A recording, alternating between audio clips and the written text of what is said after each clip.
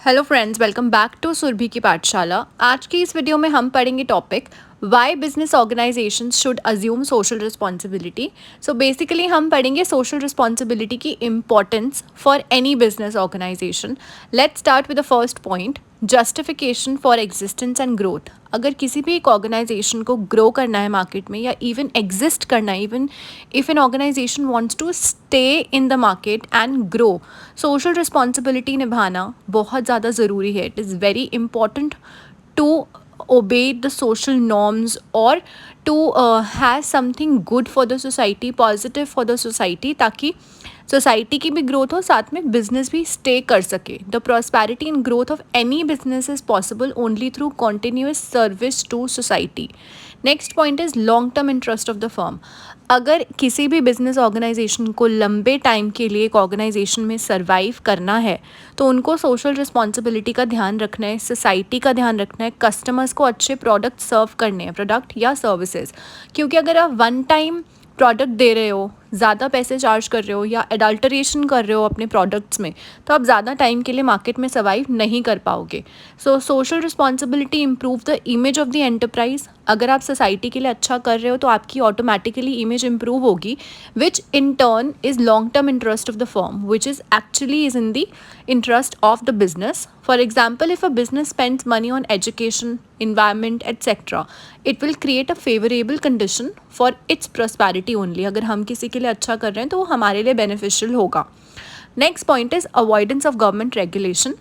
Avoidance of government regulation का मतलब ये होता है कि अगर कोई भी बिजनेस ऑर्गेनाइजेशन खुद से अपनी सोशल ऑब्लिगेशन निभा रही है तो गवर्नमेंट उनके काम में, उनके वर्क में इंटरफेयर नहीं करेगी। If a business voluntary discharges social responsibility, it can keep it self free from the government regulation.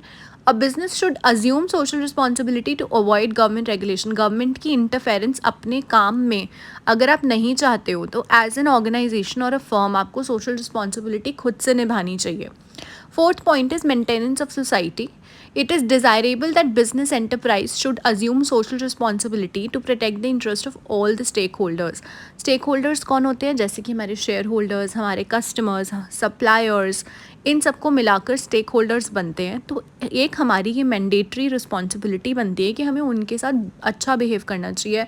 मतलब सप्लायर्स को, जो भी हमारे सप्लायर्स हैं जिनसे हम सामान ले रहे हैं, उनको हमें टाइम पर कैश, टाइम पर पेमेंट करनी चाहिए। कस्टमर्स को गुड क्वालिटी ऑफ प्रोडक्ट्स देने चाहिए। शेयर होल्डर्स के इंटरेस्ट में काम करना चाहिए।